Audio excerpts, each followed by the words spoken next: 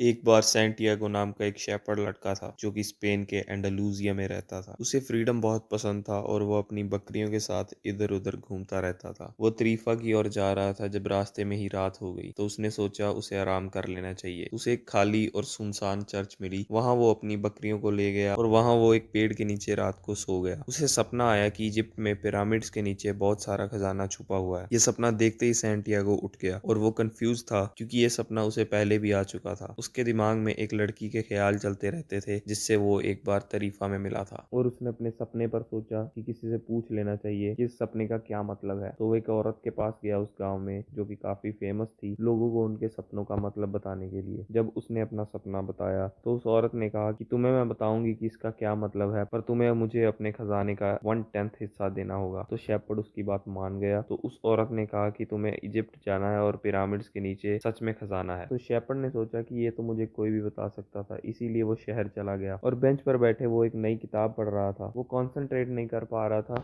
इतने में एक बूढ़ा आदमी आया। बूढ़ा आदमी उससे बात करना चाहता था पर शेपर्ड बुक पढ़ने में बिजी था। पर जब उस बूढ़े आदमी ने उस बुक के बारे में उसे बताया तो शेपर्ड चौंक गया और बूढ़े आदमी से पूछने लगा कि आप कौन हो और कहाँ से आए हो। तो उस बूढ़े आदमी ने बताया कि वो सैलम का राजा है। शेपर्ड को उसके कपड़े देखकर यकीन नहीं हुआ तो वो जाने लगा, लेकिन बूढ़े आदमी ने एकदम से बोला कि मैं तुम्हें वो खजाने तक पहुंचा सकता हूँ। और उसने कहा कि हर किसी की लाइफ में एक पर्सनल लेजेंड होता है जो उनको फॉलो करना चाहिए। बूढ़े आदमी ने सैंटियागो को कहा कि तुम मुझे अपनी 1/10 भेड़े बकरियां दे दो और मैं तुम्हें रास्ता बता दूंगा। लड़के ने थोड़ी देर सोचा और मान गया। तो सलेम के राजा ने मिट्टी में कुछ लिखा और पास के एक बाजार में जाते जाते गायब हो गया। सैंटियागो की जर्नी वहां से शुरू हो गई। वो मोरक्को के टैंजियर्स में एक शिप से पहुंच गया। वहां पहुंचते ही उससे किसी ने चालाकी से उसके सारे पैसे चुरा लिए, लेकिन सैंटियागो ने हिम्मत नहीं छोड़ी। शाम होते होते वो एक क्रिस्टल बेचने वाले की दुकान में गया। सैंटियागो ने उनसे कहा कि मैं आपके क्रिस्टल साफ कर दूंगा, आप मुझे बस खाना दे देना। तो जैसे ही उसने क्रिस्टल साफ किए एकदम से लोग आने लगे और क्रिस्टल खरीदने लगे। तो मर्चेंट ने सैंटियागो को जॉब पर रख लिया। सैंटियागो कई नए नए व्यापार के तरीके लाता और दोनों ने काफी पैसे कमाए। काफी समय बीतता गया लेकिन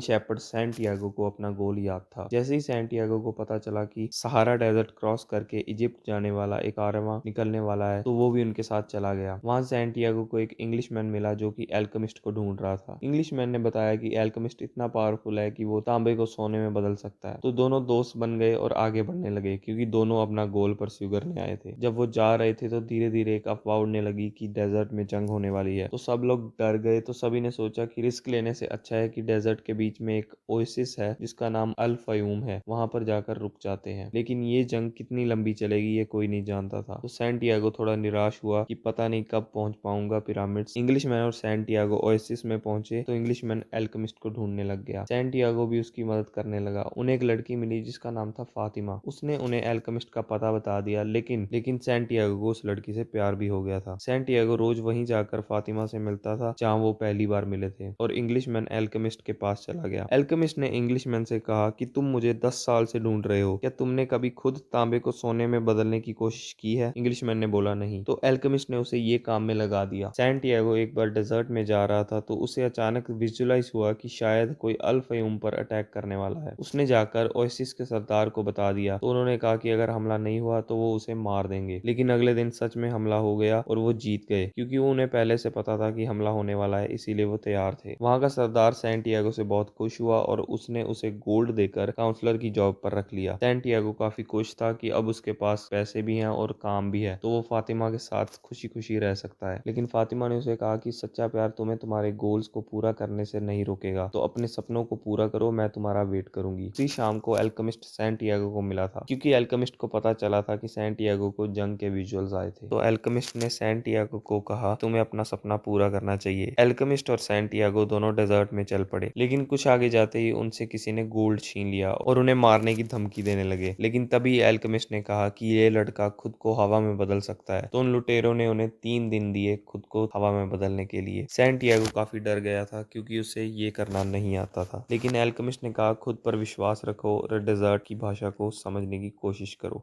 दिन तक कुछ नहीं हुआ, लेकिन तीसरे दिन उसने काफी फोकस करके खुद को नेचर से कम्युनिकेट करके खुद को हवा में बदल लिया और लुटेरों ने उन्हें जाने दिया क्योंकि वो डर गए थे। वहां से निकलने के बाद अब एल्केमिस्ट और शेपर्ड एक मोनेस्ट्री में जा पहुंचे थे, जहां एल्केमिस्ट ने तांबे को गोल्ड में बदला और कुछ सोना सैंटियागो को दिया और कुछ खुद रखा और कुछ उस मोनेस्ट्री के मालिक को दिया। सैंटियागो को गोल्ड देकर एल्केमिस्ट ने कहा कि यहाँ से तुम्हें अकेले आगे जाना होगा। सैंटियागो चल पड़ा। सैंटियागो जैसे ही पिरामिड्स के पास पहुंचा और उसने खोदना शुरू ही किया, एकदम से कुछ और गुंडे आ गए और उन्होंने सैंटियागो को पीटना शुरू कर दिया और सोना छीन लिया। तो सैंटियागो बेहोशी की हालत में अपनी सारी कहानियां बताने लगा कि वो कैसे स्पेन से डेजर्ट में आया, कैसे क्रिस्टल के व्यापारी के पास उसने काम किया, कैसे उसे इंग्लिशमैन मिला और कैसे पिरामिड्स के नीचे सोना है। तो गुंडे हंसने लगे। तो उनमें से एक गुंडे ने बोला कि ऐसा तो मैंने भी एक सपना देखा था कि स्पेन में एक चर्च में एक पेड़ के नीचे खजाना छुपा हुआ है, लेकिन सपने कौन फॉलो करता है। तो सैंटियागो को पता चल गया कि खजाना कहाँ पर है। गुंडे सैंटियागो पर हंसकर वहां से चले गए और सैंटियागो को जब होश आया वो वापस स्पेन गया और उस पेड़ के नीचे जहाँ वो सोया था उसे खजाना मिल गया। उसने 1/10 हिस्सा उस औरत को दिया जिसने उसे का सपना एक्सप्लेन किया था और ये स्टोरी खत्म हुई। इस स्टोरी से लेसन नंबर 1, खजाना वही है जहाँ आप हो, लेकिन आपको खुद को इवॉल्व और ग्रो करना पड़ेगा। हमें अपने आप को तांबे से गोल्ड में कन्वर्ट करते रहना होगा। लेसन नंबर 2, कभी भी मत रुको, चलते रहो अपने गोल्स की तरफ, धीरे धीरे ही सही लेकिन चलते रहो। लेसन नंबर 3, अपने दिल की आवाज सुनो। तो ये थी आज की वीडियो। लाइक कीजिएगा इस वीडियो को और शेयर जरूर कीजिएगा अपने दोस्तों के साथ। Thanks for watching. सब्सक्राइब करना मत भूलना and press the bell icon for the new videos. Hare Krishna.